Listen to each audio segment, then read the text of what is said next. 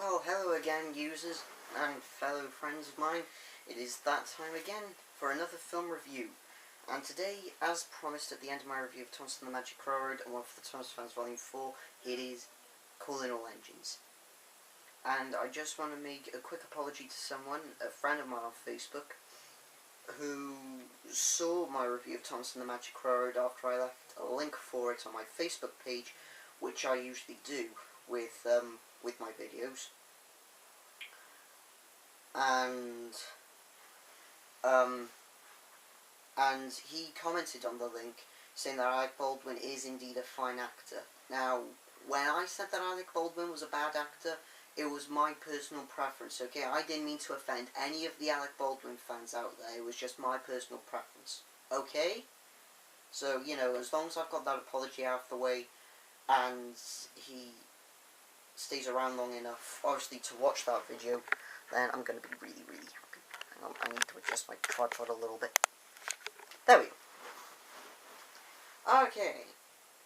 So, grab a few friends and go fuck a movie, because this is Calling All Engines. Now, my god, this is arguably the worst film that I've ever seen, bar freaking none. I mean, it's just... No! Okay? No. The script was terrible, the plot was terrible, the characters were brought so badly, and they based it on the worst thing to base a movie plot on, the construction of an airport.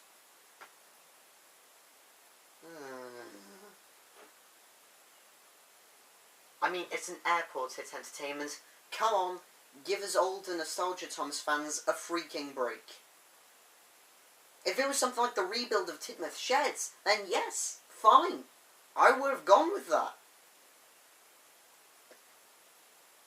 Yep. They had to go and make it on a fucking airport. Do you know what that is, people? That is a fail!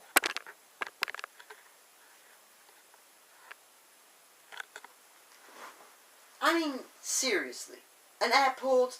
Come on!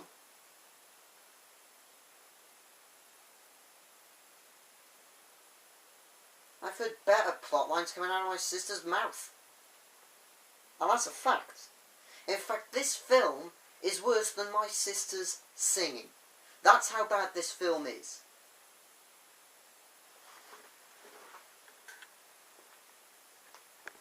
I mean, like, really. This shit is bad. Like, really, really proper bad. But nonetheless. And, I mean, were they also trying to be funny when they wrote this?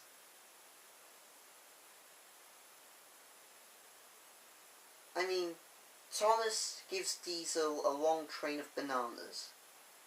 Ha ha ha! Very funny. Ha ha! This is to the guy who wrote the script for Calling All Engines. Although in saying that, I still have the 2 I meant to give him yesterday. So, you know. This is how bad this film is, okay? I mean, fucking hell. You can ask for a worse piece of shit if you tried. I mean, yes, okay, a lot of critics have been knocking Pixar's latest film, Cars 2. But I think that even they would agree that Calling All Engines is worse than Cars 2. Because this film actually loses quite a lot of points when it comes to me. Because it is just... I know I've probably said this a lot of times throughout the video so far, but it is just horrible. Horrible, horrible, and... Did I also mention it was horrible? In fact, this film is so horrible, it takes Jumping the Shark to a whole new meaning. Because this film is not Jumping the Shark, okay? Do you want to know what this film does? This film jumps the shark, goes round, does it again, shoots it, eats it, rapes what's left of it, and then does the same thing to 12 other fucking sharks. I mean, really. I mean, my god.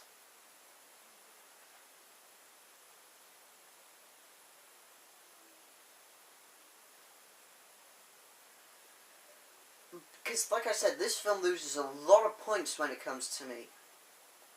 And, in fact, I will be honest, the only place where I do actually give it any points is the fact that Diesel 10 and Lady make cameo appearances.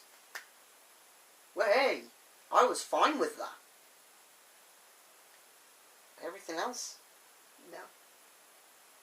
And then, in the last 5 to 10 minutes of the film, they did the most worst thing imaginable to us nostalgic Thomas and Friends fans.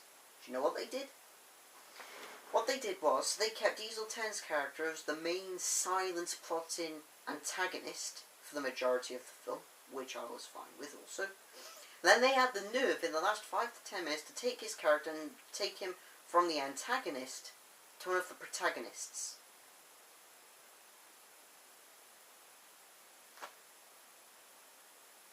Really?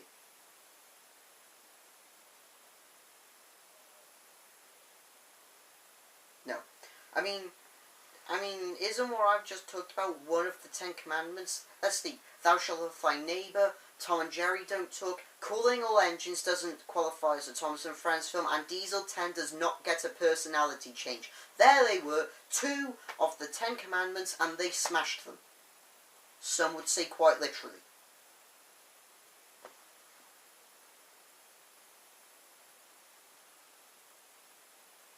In fact, this film is so bad, it sucks ass. Strike that. It sucks balls. No, strike that as well. Do you know what it sucks? It sucks ass balls. That's how bad this film is. Overall, my rating for it is a 4 out of 10. Would I recommend it? No, I wouldn't. Unless, of course, you enjoy films that bore the living hell out of you.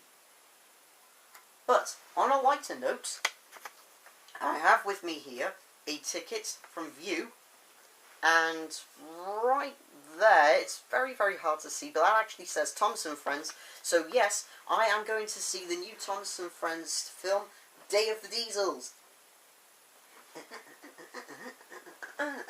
Sorry, it's my little celebratory dance. It's not much, but I'm working on it. Well, yeah, I suppose that's brought a happier note to the video. But, let me just tell you, or shall I say show you, what I would do if I had a picture of the Cooling All Engines front DVD cover. Now, this is the pillow of which I sit on whenever I sit in the chair that I'm currently sitting in recording this video. Now, I just want you to imagine, the people who've seen it, that that there's a picture of the Cooling All Engines DVD front cover round about here. This is what I would do to it. Okay? Putting aside what I did in the previous recording of this.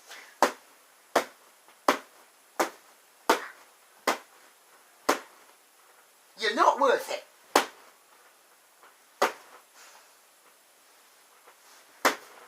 Shit fucker. I think I made my point. But, until then, fans, which will be my review of The Great Discovery, this has been Speed Racer of Speed Racer 456V Productions, saying thank you ever so much for watching, and until my review of The Great Discovery, what else can I say but cheerio? God, what a bad movie! I hope Day of the Diesels isn't as bad as this.